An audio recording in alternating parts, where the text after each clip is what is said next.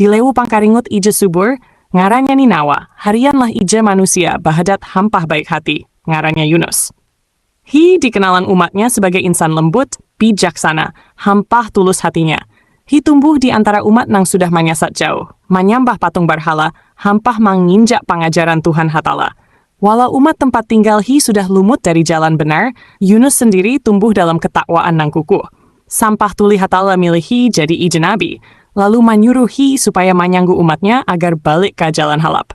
Saban harinya, Yunus berdiri di tengah lewu, menyadap para pangkal, para huria, para bawi, para anak balita, manjar supaya mereka ninggalkan patung hampah balik menyembah Tuhan Hatala. Tetapi umat Hi ngabah hati keras, menuduhi pembohong, hampah menganggap ancaman azab hananya tuturan kosong. Hati Yunus penuh penyakit badan, susah, letih, hampah lelau karena pengajaran Hi ditolak terus-menerus. Kehendak kecewa masuk dalam hatinya sampai Hi meninggalkan Lewu Ninawa, tanpa menyunggu perintah Hatala. Inilah awal kejadian besar dalam urat hidup Hi. Yunus tata hendak jauh sampah tuli Hi tiba di sebuah penyediaan pelabuhan nang alit. Ombak landau bagaimana nyambut Hi supaya naik ke sebuah jukung besar nang hendak belayar. Para penyangu jukung menyambut Hi dengan hormat, lalu jukung itu belayar menembus angin lembut berasal dari timur. Yunus duduk teguh, hatinya karendam dalam panjangnya renungan tentang perbuatannya meninggalkan panyanguannya. Tapi ketenangan itu kada lama-lama. Langit muram, awan hitam barigas datang dari utara. Angin balambing, ombak mahandak naik bagai gunung, menyambut lambung jukung sampai jukung tumiat-tumiat. Para penyangu barasak, tapi badai semakin baranus. Petir menyambar laut dan jukung hampir balumbah. Yunus berasa gegaman hati, seakan badai itu diturunkan gara-gara kesalahan dirinya. Para penyangu mulai membuang muatan, tapi badai ketujuh juga. Akhirnya mereka menjalankan panggurit, mengundi siapa ije penyebab kehariban itu. Gurit pertama jatuh ke Yunus. Mereka ulangi 2 kali lagi, tetap Yunus. Para penyangu bahinduk takut, tetapi Yunus menerima dengan pasrah. Hi sadar bahwa Hatala hendak mendidik Hi. Lalu Hi meminta supaya dirinya dijanuh ke laut. Para penyangu ragu hati, tapi badai nang semakin menghambar jukung memaksa mereka. Mereka menurunkan Yunus ke tepi jukung. Yunus menatap lautan barigas, menarik napas panjang lalu melompat ke gelombang.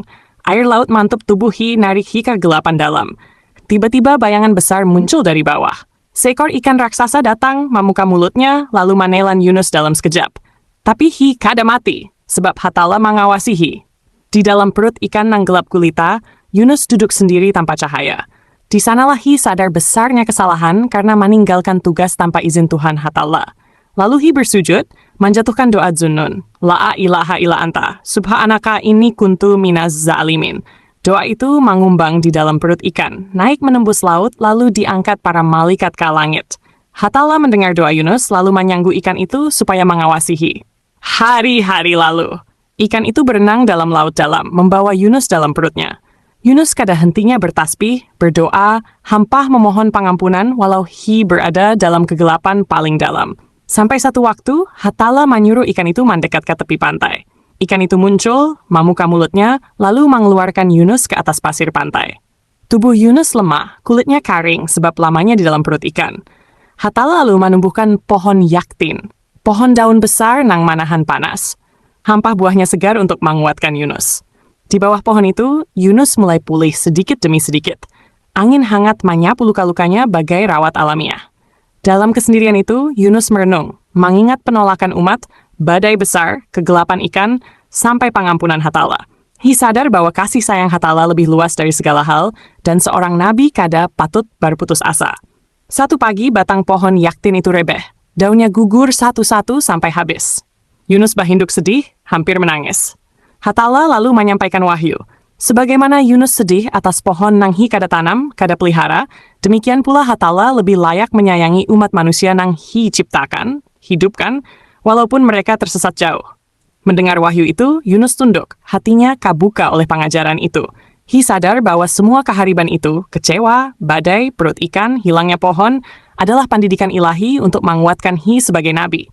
Sesudah pulih, Yunus bangkit, memukul debu dadunya, lalu menapak kembali menuju Ninawa. Tapi langkah Hi kini lain, penuh harapan, kada lagi berisi kekecewaan. Di Lewu Ninawa, tanda-tanda azab nang dulu Yunus peringatkan datang. Awan hitam, angin panas, guru menggetarkan tanah. Umat takut luar biasa, menyadari bahwa pengajaran Yunus benar. Mereka menangis, meratap, memohon ampun. Anak-anak dibawa bawi-bawi, pangkal menyembah dengan suara bergetar. Seluruh Lewu bersatu dalam tobat. Melihat ketulusan mereka, Hatala mengangkat tanda-tanda azab itu. Awan hilang, angin halus, matahari lumut halus di atas Ninawa. Umatnya bersyukur karena Hatala mengampuni mereka. Beberapa hari kemudian, Yunus tiba di gerbang Lewu.